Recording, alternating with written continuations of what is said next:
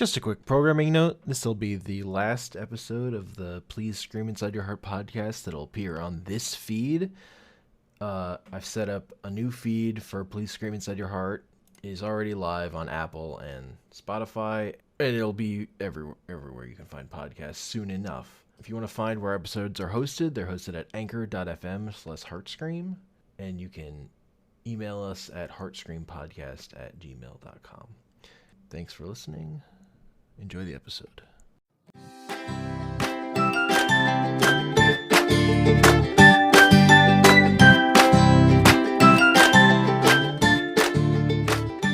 Hello, everyone. This is Junky. Hi, it's Hank. This is the second recording, so it's like we're trying to remember everything behind the scenes. Junky's computer exploded. So now you're getting a second intro. You don't even know it until I said it. If you listened to the last episode, or you have not, you will now know that today's episode will be focused around Mr. Miles Morales from Spider-Man. Yes. Spider-Man the video game, Spider-Man the movie, all the Spider-Man things, Spider-Man books, comics, t-shirts, toys, everything. But specifically, We're going to be talking about his video game. And before we jump into that, I will let Mr. Hank give you some background knowledge from the comic book world of the character's origins, because I would safely assume that I think the majority of people know Miles either from the video game and or Into the Spider-Verse. So Hank has a lot more prior knowledge and information that he can offer to you to kind of give you a more full picture of the character. So, bam. Yeah, Miles comes out of the Marvel Ultimate Universe, which was like supposed to be an attempt to modernize characters, and it's like with like Spider-Man starting in the early 2000s and stuff. But a lot of that stuff was just bad. Like their version of the X-Men it's turned out to be like a government experiment instead of just mutation. Their version of the Avengers was all fucked up because it's written by Mark Millar, and it's more fascisty, more government. All my homies hate Mark Millar. Fuck Mark Millar. Yeah. Me just jumping in when I have no knowledge of this man, but you know what? I trust Hank's judgment on comic book writers. So no, if you listen to this podcast, you are now no longer a fan of his. Look, let me put it this way: in the Ultimate Universe, Scarlet Witch and Quicksilver, brother and sister, were incestuous for no particular reason, and the Wasp got eaten by the Blob. Is he like an edgelord writer? Yes. Okay. Yeah. That's why I don't like him. Yeah. He's like on record as hating comic book fans also. Nice. He's in the right field. Yeah. Mm-hmm. Specifically dedicates the beginning of each comic he writes. And like to comic book there's fans. Like strong rumors that all his early stuff that was actually good was actually written by Grant Morrison. Ooh, ghostwriting drama too. Yeah, who co-wrote stuff with him and kind of got him into comics in the first place. So in the next episode, we will be interviewing.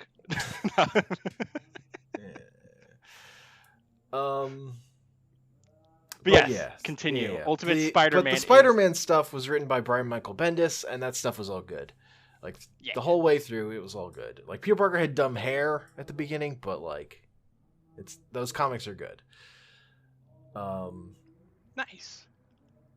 And at a certain point, because they just kept trying to end the Ultimate Universe, but not actually pulling the trigger on it for years, like where they pretended to kill Spider-Man but then didn't. They fucked up the country, killed lots of people, became a bad setting for stories. But at some point Peter Parker dies. It revealed to be Spider-Man saving Aunt May and Gwen, Nice. killed by the Green Goblin eventually. It's kind of dumb because like he doesn't like really. He kind of just gets blown up by a truck. So then, and like there's like there was a story, Ultimate Fallout, and in that a new Spider-Man shows up in like a store costume Spider-Man outfit and Mm-hmm. fighting I forget he's fighting the Kangaroo. And at the end of The that most comic, notorious Spider-Man villain. he I mean, Kangaroo is great. He's a terrible Spider-Man villain. The C tier Spider-Man villains, some of the best villains. No, I in actually do love the comics. Spider-Man villains. They're all very endearing in some Yeah. way, shape, or form. Yeah, but so at the end of that short story in that issue, that Spider-Man pulls off the mask, and that's the first time you see Miles' face. Dun dun da da. And So then I they remember the launch a new immediate #1 about him. blowback for it, like Yeah, having a black Spider-Man, like because obviously I was not following comics to like kind of lead up to that discovery, but like I remember it was like huge um outrage by certain like either comic book fans, but mostly kind of like from right wingish media sources that just were not happy that yeah, Spider-Man was black. And like for me at least as like an outsider, like there's always kind of that outrage when characters get recasted as people of color, but like for me it was like they had like the even though their argument is really weak and I think it's dumb, like to the outside world, I even thought their argument was weaker than usual because the whole point of Spider-Man, like his ethos since the beginning of time, is that he is the everyday man. He is supposed to kind of represent the average person, the average New Yorker, the average kind of growing up experience for I think readers. So like it just made logical sense to me that it's like yeah, like there should be a black Spider-Man. Like that's going to be more relevant and more um what's the word I'm looking for? More relevant, but also it just made sense like at the time because I think when I looked it up, the yeah. comic came out in like 2013 around then, and like I think it was 2011. okay, 2011. I will trust you more than my memory. Yeah, that And was his first appearance. Was 2011. yeah, and it's like that's like kind of before a lot of the wave of kind of cultural critiquing around um those sort of social justice issues. But still, even then, like it felt appropriate and fine because it was Spider-Man, and that's what Spider-Man does. And also, just based off of comic book heroes dying a lot, like there being different versions too. So it was like kind of a weird fake outrage thing, but like I felt like that kind of proved why he was needed at the time because it was kind of like yeah, like this just makes sense to me. Spider-Man of all superheroes should probably have be recasted and be different, show different perspectives of what an average lived experience is for different kinds of people. Yeah, I mean, being in like in the space like that, it wasn't new for like people saying like you just need more representation in comics. Like you just need more. Like, Mm-hmm. and like my go-to favorite like 2000s young teenage superhero, or one of them, and like was DC introduced Jaime Reyes as the third Blue Beetle in like 2006, and he's Hispanic and he's from Texas, and he's great. It also I'll set say a precedent of like a teenage superhero who's just great and loves his family and tells his family he's a superhero. And like there's a story where he gets like the villain like tries to tempt him with his ultimate power fantasy and it turns him into a dentist. Because he's like, yo, dentists, they make us all this money. They have to go to a vacation. I can pay off my family's mortgage. Oh. That's awesome. So he's like, for like the modern teenage superhero, he was kind of the model for me. So. Mm-hmm. And I was going to ask you, Miles is just... that then and the most Beetle important in... thing, most important thing for me was continue. just the comics were good. Like, yeah, that's the thing that matters the most to me is were the story's good. Yes. Mm-hmm. Yeah, totally. Because like I think a lot of times people, you know, like their argument is, oh, this character is just kind of shoot in, and you know, it's just, you know, they're being carried or like being used as an excuse to maybe justify a poor story or something like that. But like oftentimes when I've seen that argument used and I just read the story or in all different mediums, not just comics, but even books, movies, etc. Like I think a lot of times people can sometimes falsely correlate like stories being like one-to-one with their lived experience and being good, because I think a lot of the times if you are like a white male, like kind of your lived experience is kind of catered to in many different media. And I think sometimes like if you don't have like a kind of like an outside world perspective or open to different things, like people can interpret that as like, oh, this is just bad or fan servicey, or you know, you're, you know, SJW blah blah blah. And like you're saying though, like if the story's good, like I think you have no problem relating to the character. And as we're going to discuss with Miles, I think you and me are both huge fans of the character, the writing, everything that they did in the video game. Yeah. But I was going to ask you with the Blue Beetle specifically, kind of side tangent. When DC, I've watched like a couple of the DC animated movies. Was he the one like in Teen Titans and stuff? If you are aware of that, and if not, then probably yeah. I mean, he would be. Okay. He's the only one who is teenaged. Okay. Okay. The earlier Blue Beetles don't have like the first Blue Beetle is a Batman knockoff who attempted to strike fear and terror into the hearts of villains by dressing like the most terrifying creature, a Blue Beetle. Mm-hmm. So he's a dude in a blue like jumpsuit. It's just a Batman knockoff. And then Blue Beetle 2 is like he's more of a tech superhero. And Owlman from Watchmen is just that's Ted Kord Blue Beetle. That's who that character is. Okay, because I was going to say, like, my knowledge of Blue Beetle then is like from those DC animated movies, and I think the Teen Titan ones, and like it's all about like the technology and like the actual beetle like on his back and like doing shit the beetle, the scarab being a real thing that was like part of this alien hive of. That's all from that series. That nice. All was invented okay, then in I am a big fan of that character also. Yeah, I enjoyed him very much. He was in the first episode of Batman the Brave and the Bold, which is one of my favorite Batman cartoons. It's all about Batman really teaming up with different heroes. Yeah, it's way more Silver Agey and way more comedic than other Batman shows, but it's really good.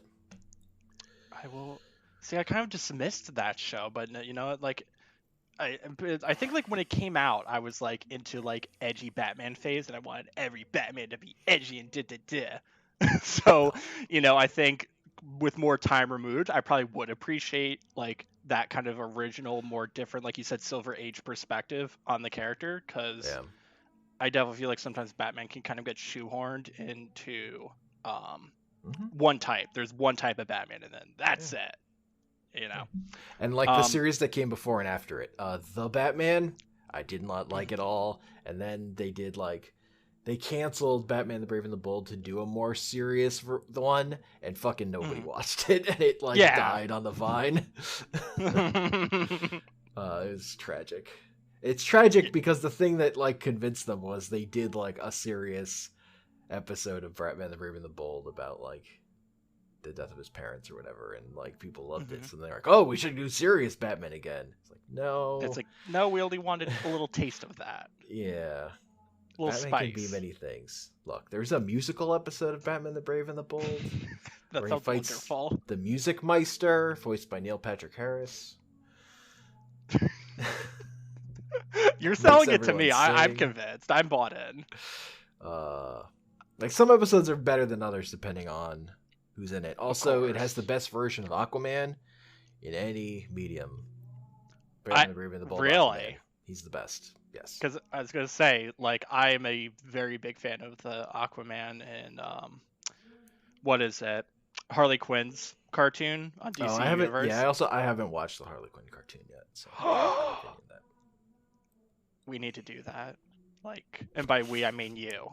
And then I need to watch season 2 because that is like on my queue list. That is like it was so good. I literally created a account for the free trial and like binge watched season 1 in 2 days. It is so funny and well written. I think you would very much enjoy it because you are a big fan of comedy, clever writing, humor, and it is all of those things and Yeah. offers a very refreshing viewpoint on all the characters, and they're like not all taken seriously at all, which is just great. Yeah, I've been burned by the modern versions of Harley being terrible. So Yes, same. And I think you'll like this. I would. I all I can say is that I was a big fan of it, and like I kind of let other people that I know like onto the show who aren't superhero fans but just fans of comedy, and like they were all like, this is good shit, so I feel like they had to have done something right. Like it's clever writing, it's funny, you like the characters, like it's good stuff. Yeah, I think you would like. I can think of multiple different characters that you will get a kick out of, so I recommend it. We have wait did you talk about the feed and in this one I'm gonna before we record a separate thing okay beforehand. Put that in front.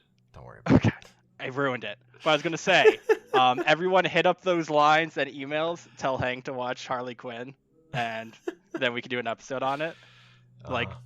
And I say that as like I create probably like 5 stock accounts and email the account and be like, hey, that Harley Quinn, you gotta watch it, man.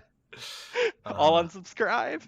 But let's jump into the video game, Mr. Spider-Man Miles Morales. Hank played Yes. through all of it, and I'm assuming you did 100%.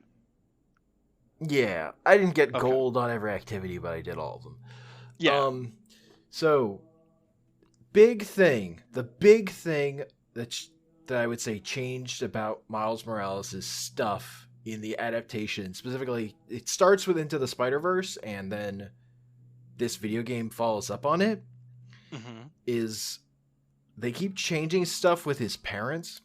So in the original comics, Jefferson Davis, not a police officer. Into the Spider-Verse makes that up, and then the video game doubles down on it and then kills him off screen.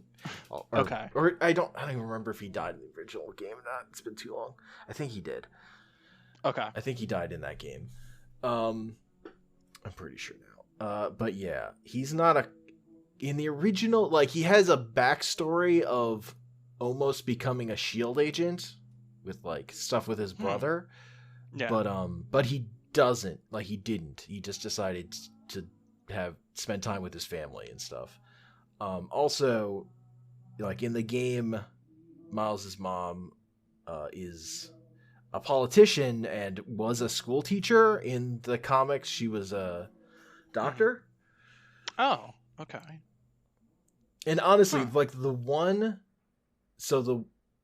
Miles comic I've read that I didn't like was, or that did a thing I didn't like, was when they killed her off in the Ultimate Universe at some point.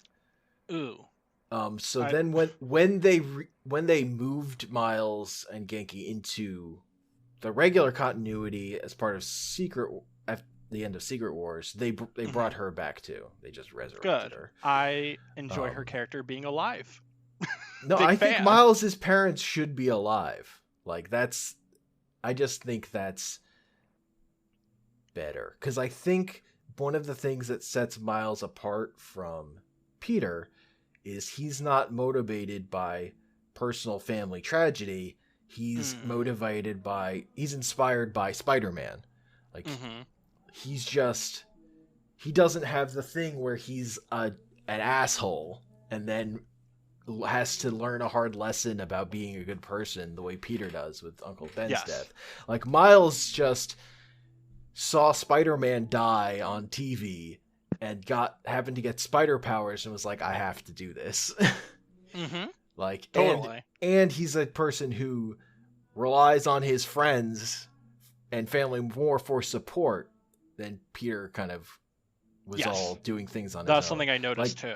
Like, Definitely. those are the things I would say that really separate them. So when they take one of those away, I think it makes way more sense for Miles' parents to be alive and for them to know he's Spider-Man. Like, that's which again goes back to why I thought part of what I liked about how they handled Jaime Reyes' introduction into comics was his parents just knew he was the Blue Beetle, and it was fine. You didn't need that drama. Like, we did plenty of years of characters teenage superheroes hiding their identity from their parents. Like, in this world where superheroes are just a thing, like, they can just know. They can just have an actual relationship with their parents. It's not all about lying to them. It's fine. Yeah, totally.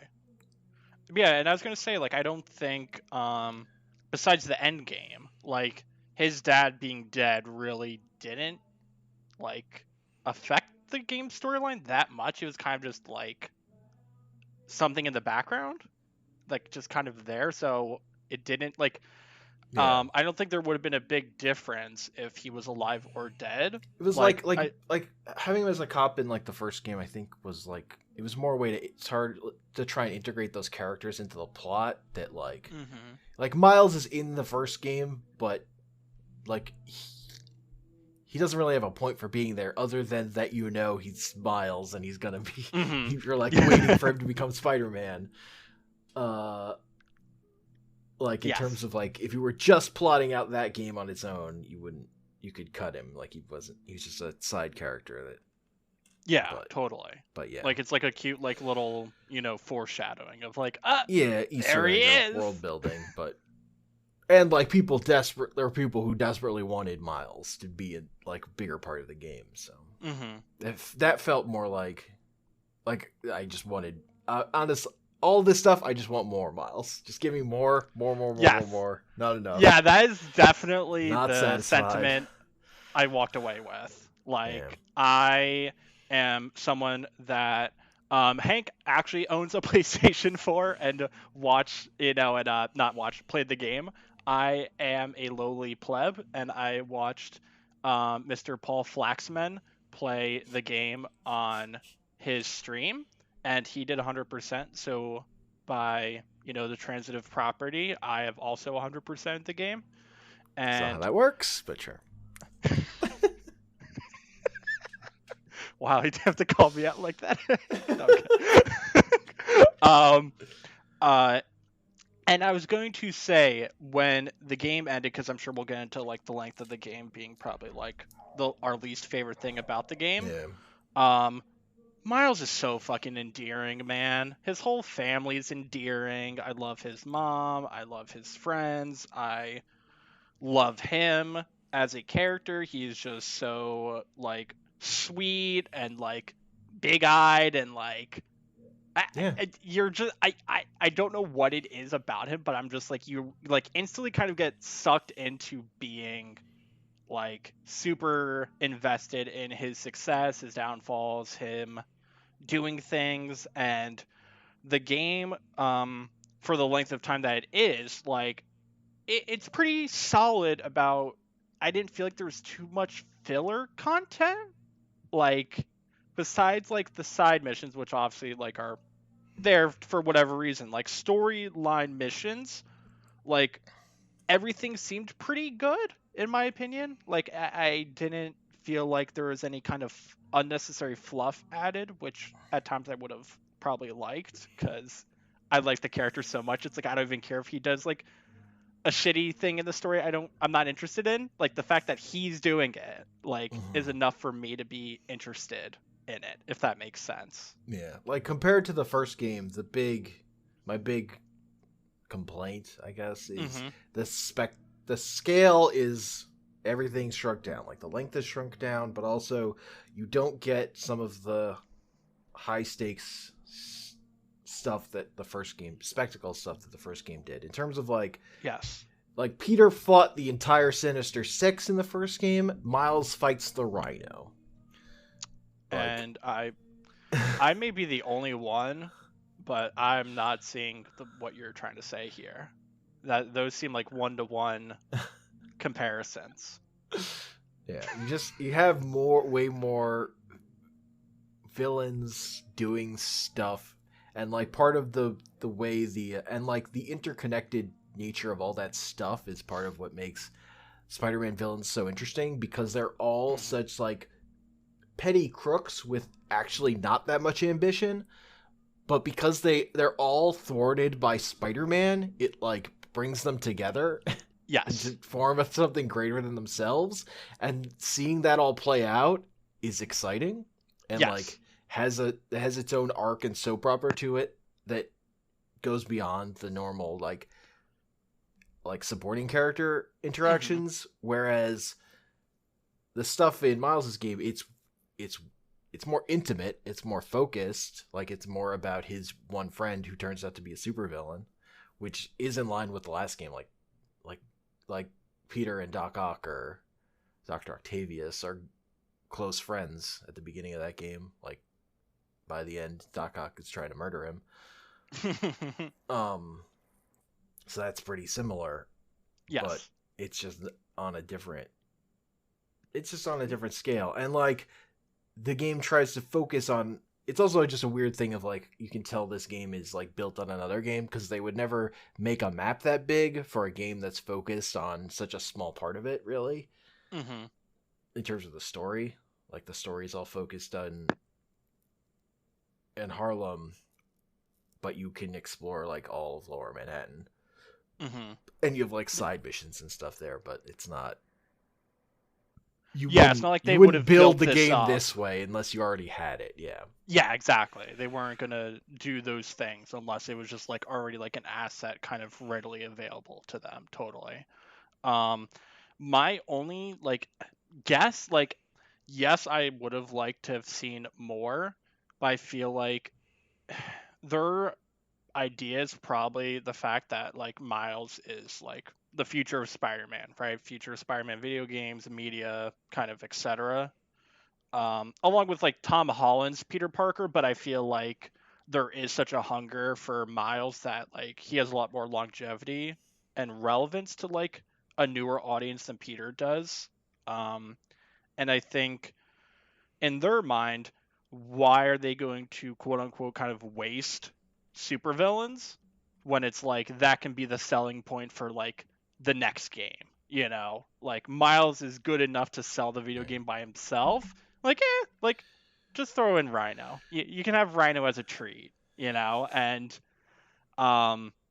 another thing that I thought of maybe is because this is like in the story, this is Miles' first time being kind of Spider-Man by himself without Peter. Like, it would kind of be insane if he had to like take on like the most iconic superheroes like while Spider-Man's on a 2-week break.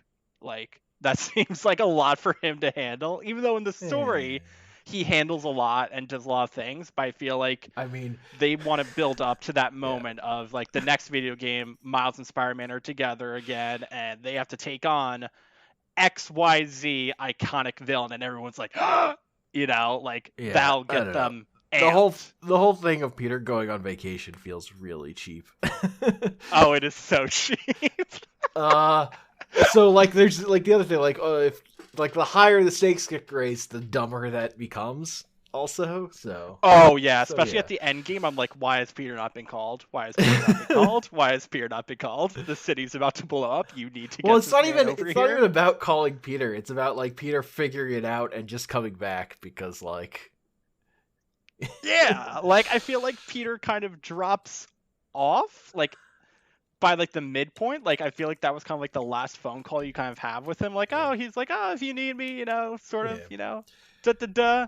And then the stakes like increase 20-fold at least, and it's like, anytime Peter, anytime you want to call Miles, some words of wisdom or some like, hey, I'm on my way home, and it just like doesn't, which is fine, because I get it. They can't just have him come back and do the thing, because then, Miles doesn't prove himself. But it was definitely like Yeah. a weird, out of character thing of just kind of like, realistically, Peter would have been back by now.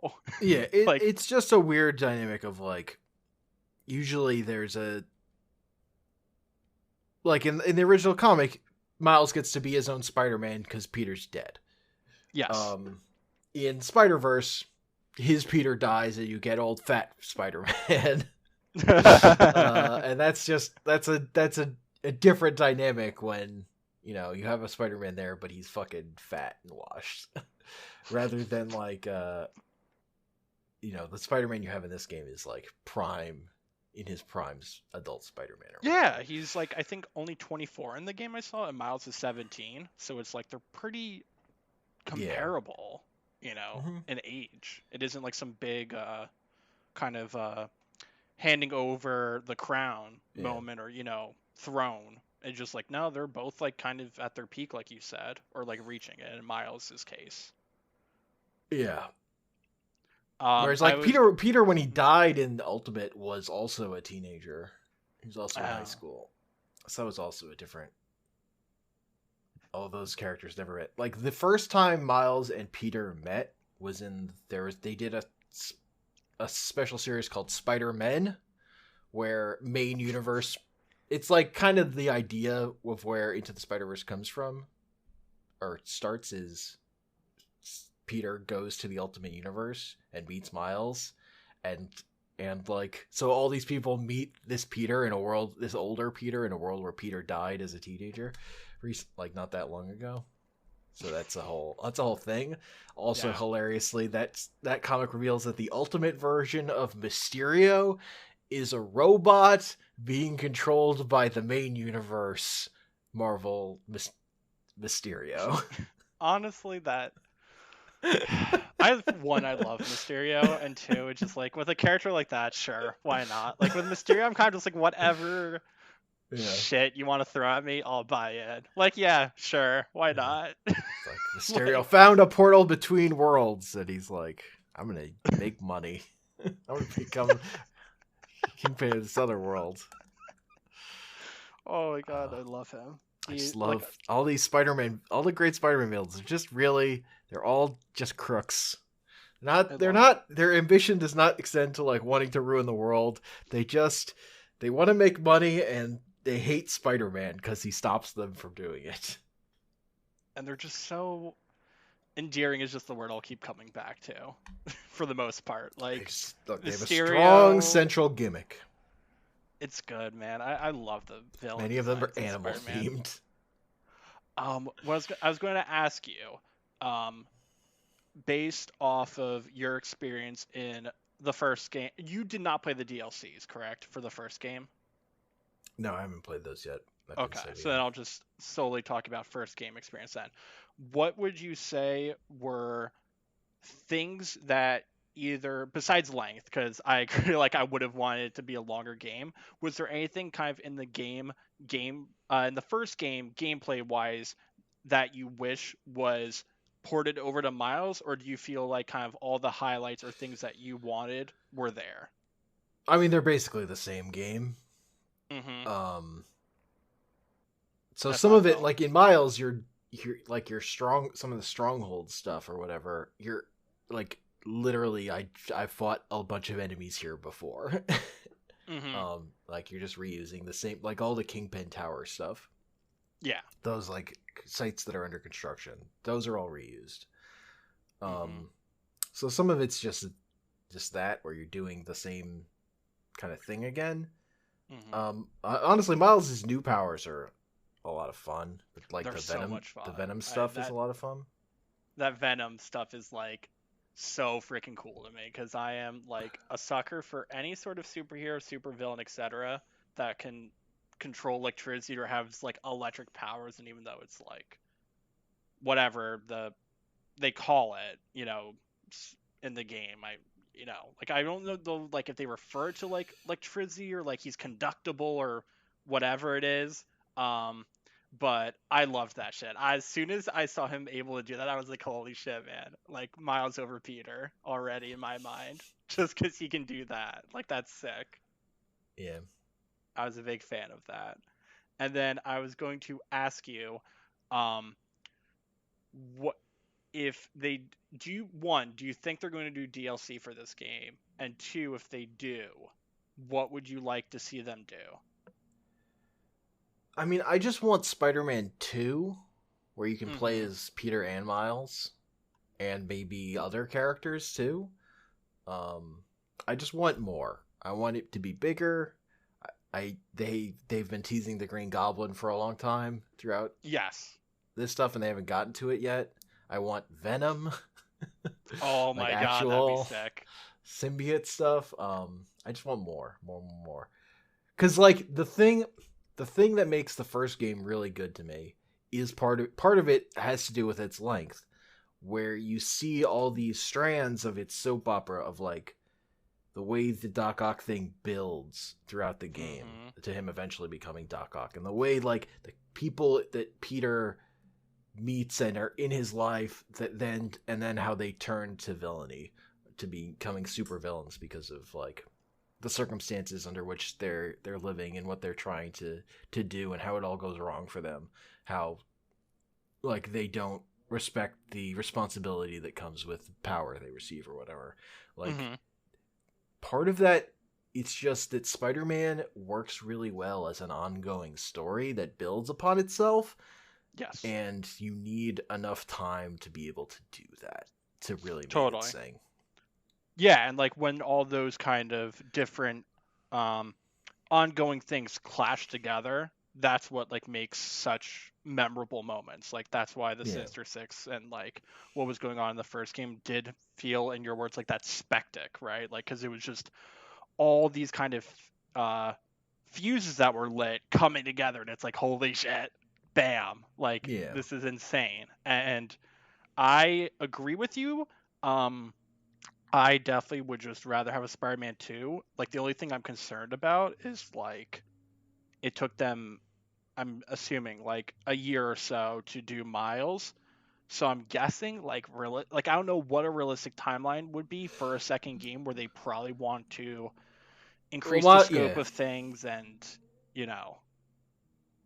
I mean, when I don't know, it's more annoying because they're building this game on top of another game, so like Mhm. theoretically a lot of the work is done for you.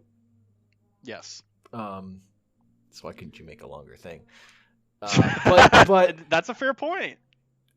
That's a like fair in point. terms of Sony's video game production, this is very similar to what they did with Uncharted Lost Legacy, where they put out a smaller Uncharted game about uh, two of the female characters. I forget their fucking names because I don't Yeah, play those same. games. That's fine. No one Budgeted does. title. Part of the problem is because this comes out as a PS5 game and they increase the price on PS5 games. Mhm. Like Lost Legacy was a $40 game, whereas Miles is a $50 game because they've bumped up the price of everything on PS5 by $10. So Mhm. full price games are 70 and reduced price games are 50 instead of 40. So this comes in a lot closer to the price of that original Spider-Man game while being smaller. Yes. So that doesn't feel as good. I agree. It just circumstances have led to that being feeling much a bit worse or whatever. Because really, No. this is just Mhm. like more DLC that's standalone or whatever. Like Yeah, it feels really, like it's DLC for that ex- first game. like an extended pack or whatever. Like it's like a bit Yeah. more than I guess an average DLC, but totally.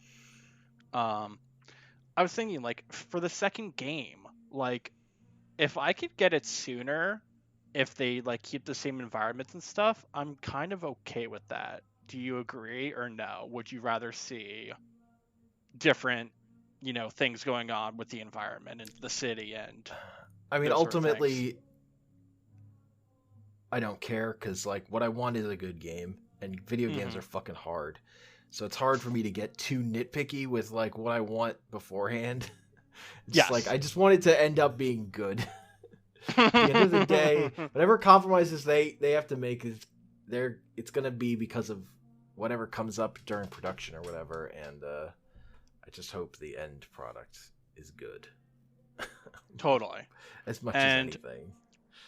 I would say, like, as someone that's new to Miles, like, even like you're much more well versed in, but I'm joke Spider Verse first. You're much more well versed in the character and everything. Like, it's very interesting that you and I both kind of walked away still with that hunger and lust for more Miles content.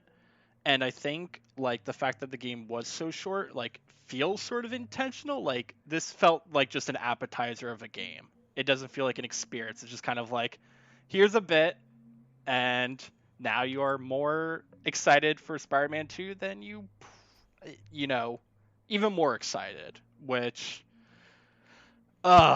like like if that game comes out and like kind of our dreams happen where it's Venom and it's higher stakes and all those sort of things, like, for me it could be a system seller if it is like the length, like similar length of the first one and or longer.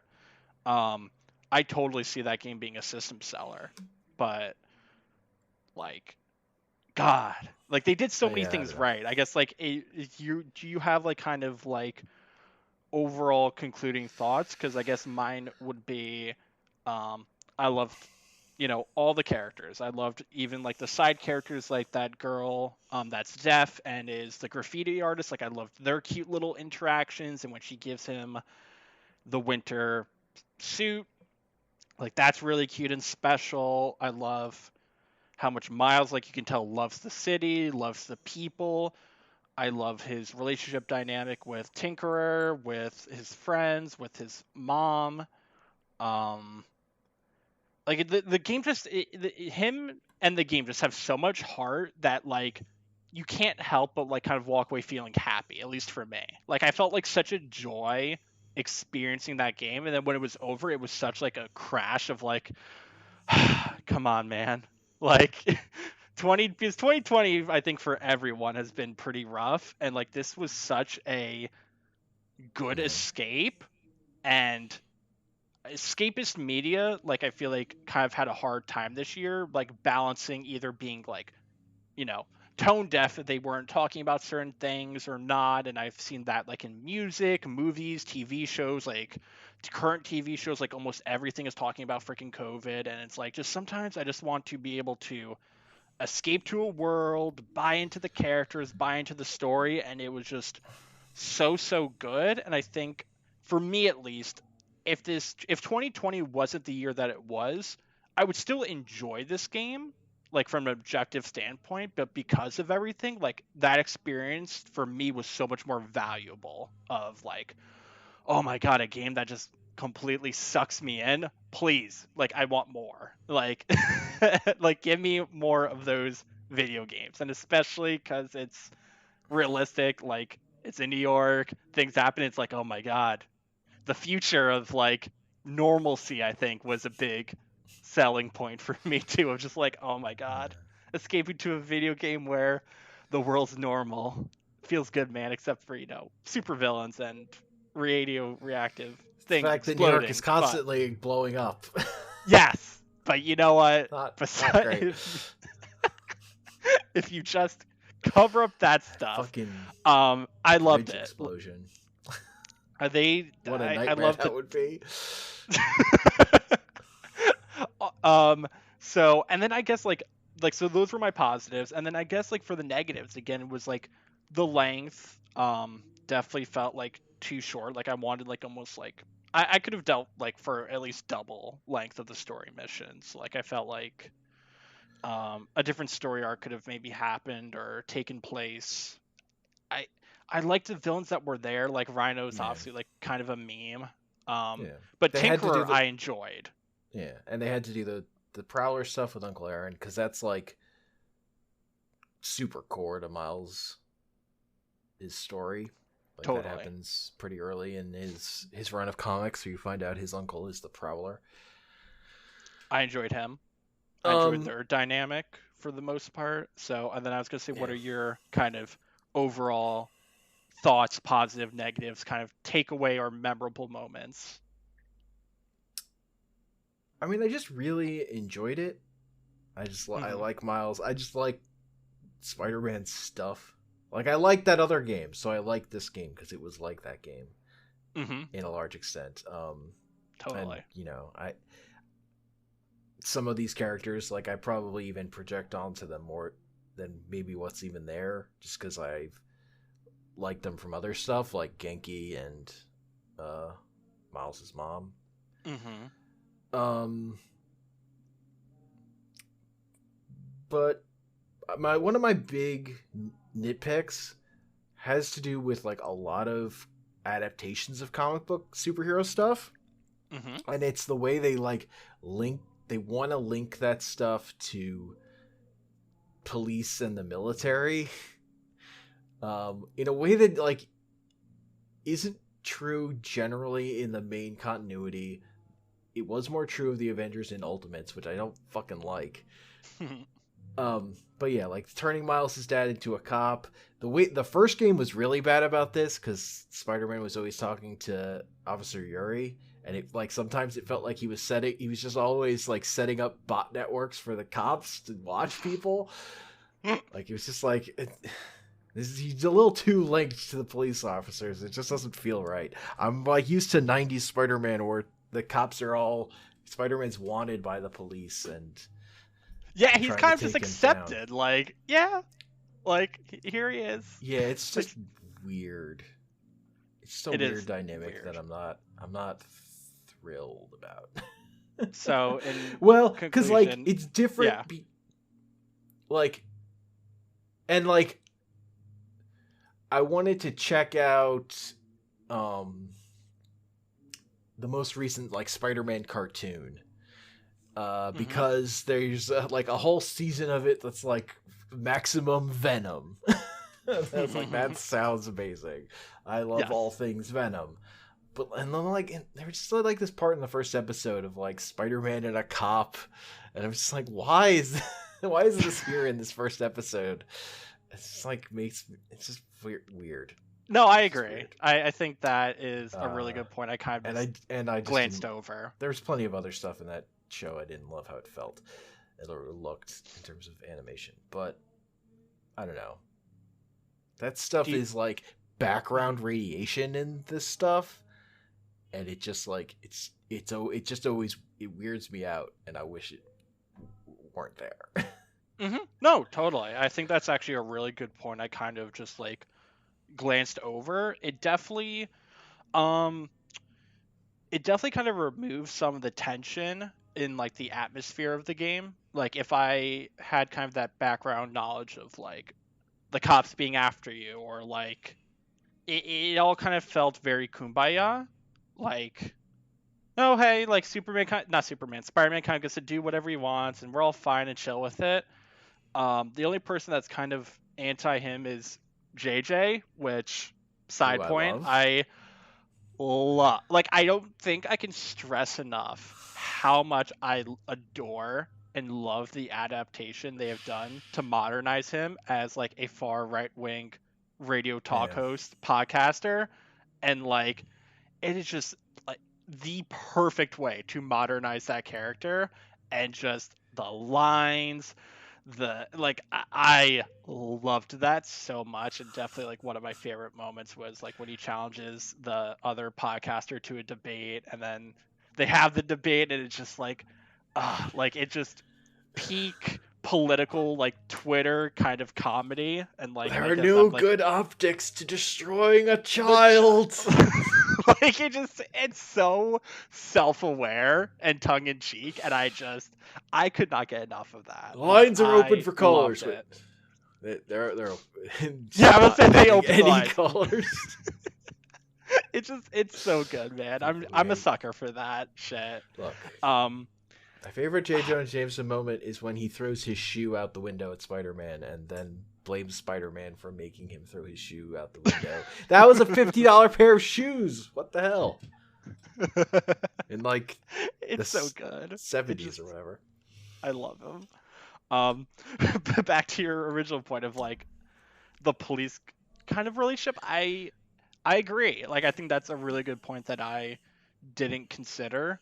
And I guess it's like with Miles, I guess it's like even more kind of weird ish for me personally, because I feel like in the kind of current time period where there's a lot of people kind of having their awakening about racial injustice, police brutality, etc., it kind of feels like it's a missed opportunity for there to be a compelling story there, or a compelling dynamic, or like teachable moments there. You know what I mean? Like, I feel like there's so much untapped potential with that possible storyline, and it's kind of just not there, Yeah. which feels like it feels like a really kind of Well, it's also like yeah, it's tone just deaf a kind of little. weird for a game that's all about community.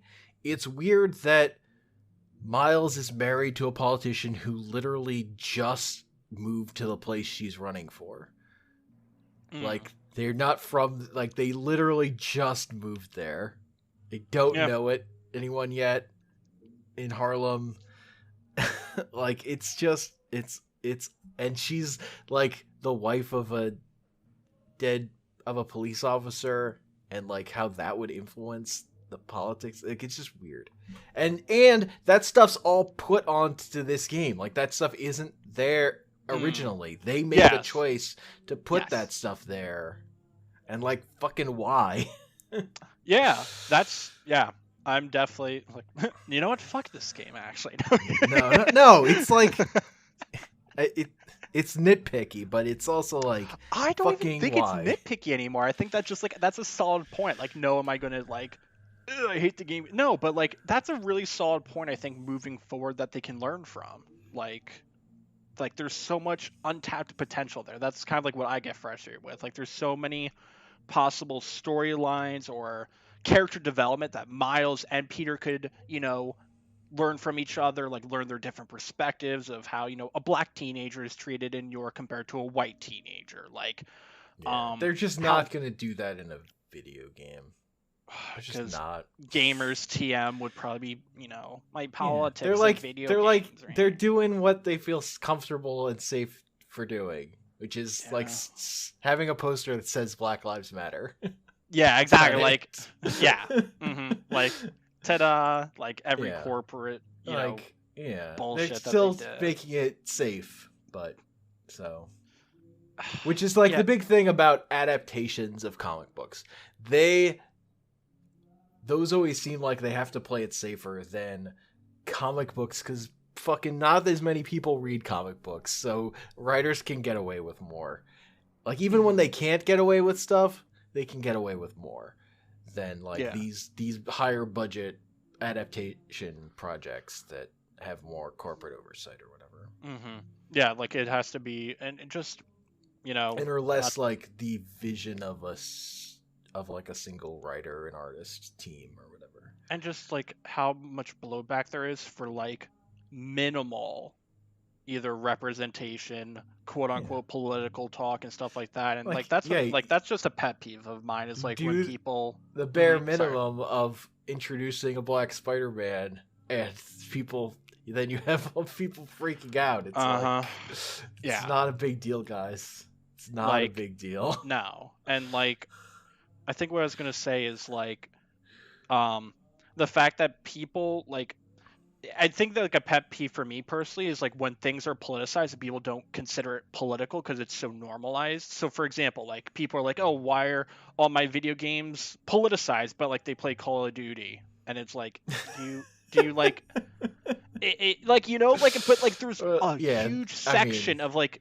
gamers TM that like yeah, everything in there is normal because it just I has mean, become so standardized of warfare, imperialism, all those sort of things. Like they don't seem political, but social issues are so like, oh my god, how, or even not even social issues. When that Far Cry game like was killing I Nazis, mean, people were like, this is political, and the guy's like, well, what's political about killing Nazis? It's like, god damn it. I mean, Ubisoft has been the worst about saying their games are not political when they're Uh, like, here's this game about sending a paramilitary group into Colombia to just murder everyone.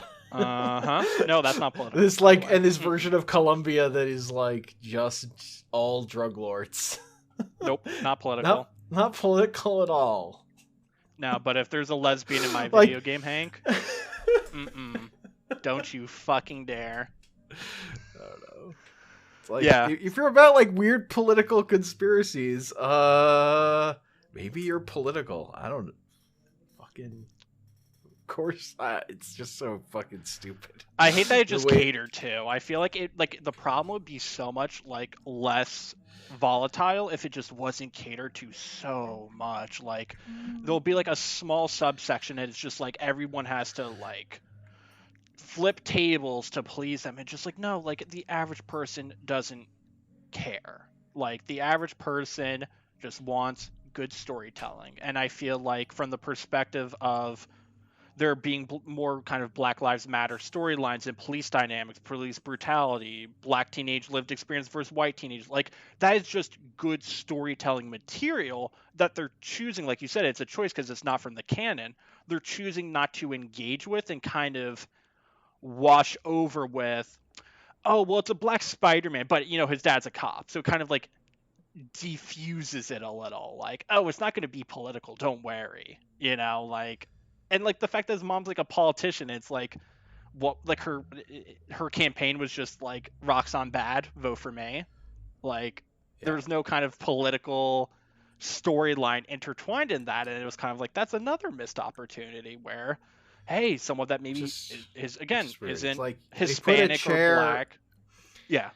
They had a room. It was fine. And they put a chair in the middle of the room. And they're like, but don't sit in that chair. Yeah, like I don't know. It's just, there. It's very surface level. It's very surface level with its it's just political takes. It can be something you overlook, but if it's just once I see it, like it's like fucking. But why though? Yeah, like you can't like once you notice it, you can't help but like focus in on it. And I think you brought up a really good point with that Black Lives Matter mural. It's like, yep. Enough activism for us today, and I think maybe some people could possibly argue, well, Spider-Man, you know, political, blah blah, but like, I'm just coming at it from an angle of like good storytelling that is being left on the table because they're too timid to engage in it, and especially in a time period again with a lot of racial awakening and stuff with that. Like, it just there's so much untapped storytelling potential that I feel like could make Miles's character so much more dynamic and could also be such a good vehicle to educate maybe a younger audience or, you know, people our age about these sort of issues in a way that's palatable to them because we love Miles so much. So if something happens to Miles or his lived experience, we're like, oh, you know what I mean? Which sucks because, you know, unfortunately as humans, until it happens to us or someone we care about, we tend to not give a shit. But I don't know. I'm glad you brought that point, though. I really am. That's a really solid point. One of my favorite things about Miles is that it's not motivated by personal tragedy. He's just a good person who saw another good person and wanted to do more with what he had. And I just really like that. But like again, like the way corporations handle that stuff, they're like trying to motivate to tap into a underserved market because they know that those will be more, you know, ravenous and loyal if they do or whatever. They'll spend more money. They'll be more motivated, but they don't want any of the. They don't want to actually do the legwork of like they don't want to do anything change real. Or things like just speaking as my it's like as a gay football man, team like, printing out a like a football team printing out a pride uniform. Yes, exactly. I'm about to say every corporation come June, everyone has a pride logo, and then as soon as July 1st strikes, up back to normal. We did it. We sold our pride collection. We had our pride logo, and gay homophobia has been solved, and it just. You leave you with such a bad, yucky feeling of just.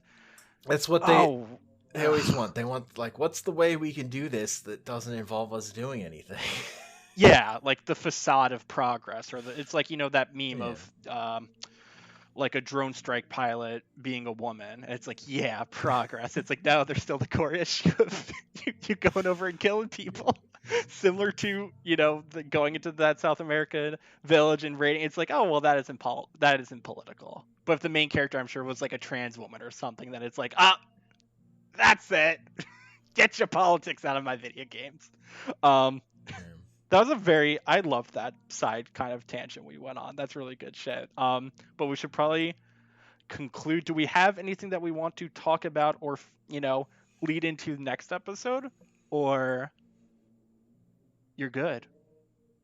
Yeah, I have no idea. Yeah, I have no idea either. That's the whole point. Hopefully you guys all enjoy this. If you had to give the game a rating, because people like numbers and I like numbers, what would you give Miles' game? I would give it like an 8.5 out of 10. I enjoyed it, but I wanted more, and it did not deliver. Yeah, I really liked it. Probably an 8. I wish it ran better on PS4. I Yeah, that never had was it the thing. crash the way Paul did multiple Yeah. times. Never actually crashed on me, but it did like occasionally hard hitch, and then it like while it was it will have to like load in. It was while I was swinging through the city, because I think they optimized it. They got by with like it ran okay if you stayed in Harlem, but as you started swinging across more of the city and loading in more assets, the game started to yeah, it did not handle it. had Did more not like stuff that. stored in memory and it would start to chug. Like I put it on suspend and then came back and it like the frame rate was just bad. Like it just played bad. I had to reset my PS4. And then it was better. And also like the final fights were kind of a mess with all the effects and particles. Yeah, that like was kind of hard to follow at times. Like it felt excessive. I'd use my Venom dash and just like I assume things are happening. I think I'm winning. Yeah. But also like this game is so short, I can't justify spending $700 on it. No, absolutely not. That's why I'm like, the second one could be a system seller for me. It could. Like if they really go all out, it's like I want to experience that. And I give it the year still Final Fantasy VII Remake. So if they put out part 2 of that only on PS5, that's a system seller. Yeah. And with that, we love you all. Stay safe, healthy, hydrated. If you want to email us, you can email us questions and or topics and or things you want to hear our opinions of at heartscreampodcast@gmail.com. And if you want to follow our how would I phrase it? Like follow our podcast feed without doing Salt Circle, you can go to anchor.fm/heartscream. You can find the RSS feed there, which you can put that into your podcasting app to do it, and I'm gonna start populating that onto the other feeds, like hell yeah. As soon as possible. I've already submitted it to Apple, but I don't know if it's on there yet. I think it's already on Spotify. So Spotify, it should actually already be good to go because they're quick, whereas Apple takes a while to verify. Apple has to make sure we didn't talk shit about them. I don't know. There's no known. Look, I put an explicit tag on it, so. So they're like, okay. We're able to curse. Got it. Freedom of poop. speech. Love it. Shit. All right. Goodbye. See you next episode. Peace. Lovely people. Bye.